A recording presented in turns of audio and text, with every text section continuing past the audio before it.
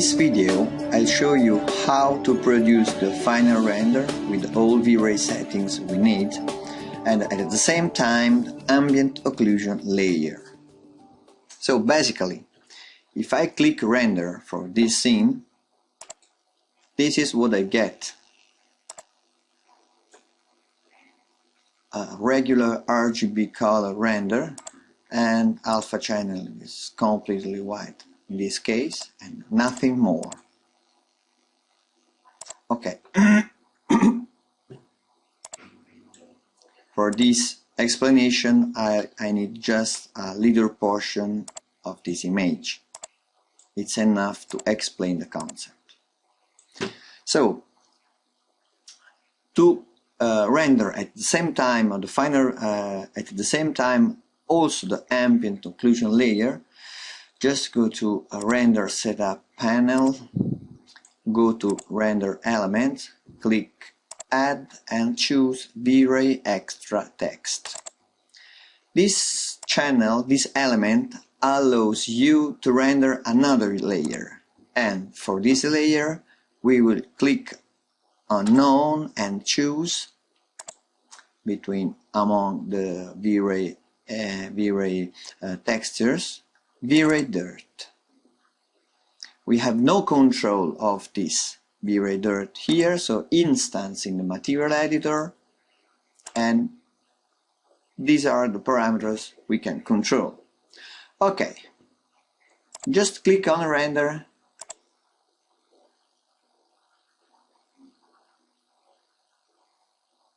We get the regular render here, but in the drop-down menu we see another layer, V-Ray extra text map, and this is the ambient occlusion. The two main parameters we need to control the ambient occlusion are radius here and subdivs. Subdivs works as every subdivs in V-Ray to control the graining, and the radius control how bigger is this ambient occlusion. Ambient occlusion does not work with the light, but it works just how closer are the objects in the scene. So if I choose a smaller radius, I'll get smaller ambient occlusion for smaller details. And this is the smaller details. If I use a bigger radius, for example 40, I'll get ambient occlusion for bigger areas. It's up to us. But in this lesson, for educational purpose, I'll show you how to get two different layers with at the same time of the final render, to get ambient occlusion for smaller details and for areas. So call this channel AO details and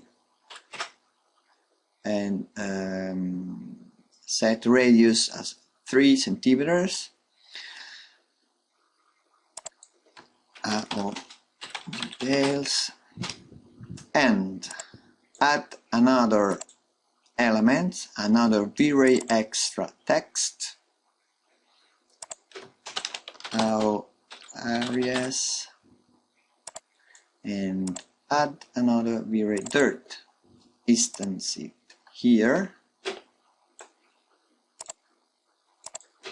AO details, AO areas, and set it on 50 centimeters.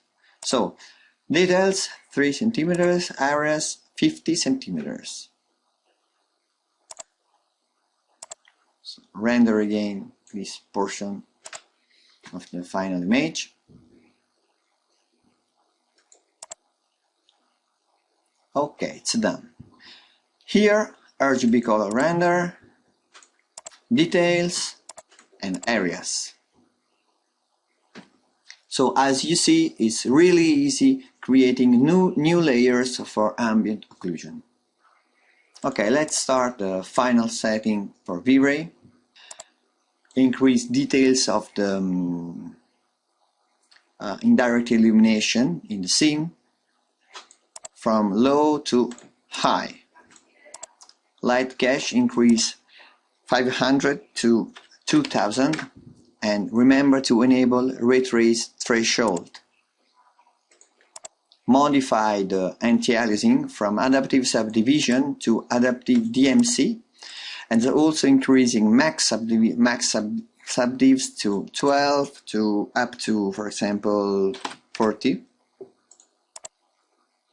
And the more important parameter of all setting, noise threshold. 0.01 is the default value. It's good for test renders.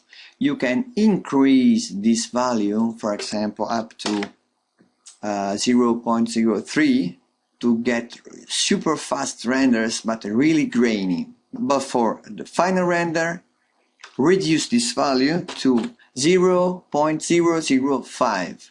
I can also suggest to reduce this value to 0.003, but not less than this value, because you have to pay attention to this number, because this can create a huge increasing render time for your scene. So I'll put this value. If you need more detailed image, lower it, but no less than 0.003. Okay, let's start the final render, and after the rendering I'll show you how to save all layers. Here we are, the final render is ready.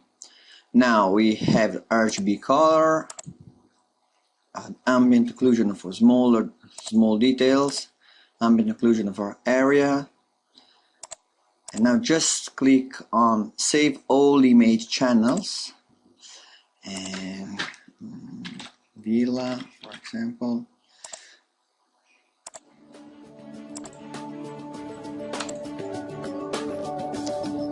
So open the folder, and you'll find inside Villa RGB color, Villa ambient occlusion for areas and for small details.